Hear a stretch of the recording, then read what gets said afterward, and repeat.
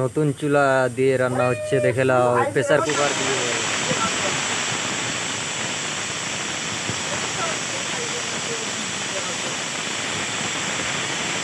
সিস্টেমটা দেখে নাও। বানাতে পারলে বানিয়ে নিবা এই সিস্টেমে জিনিস।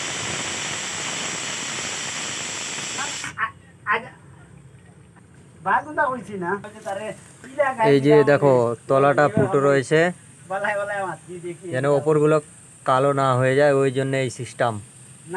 এই জন্য আর কি, এটা দেখে নাও কত জাকাস সিস্টেম।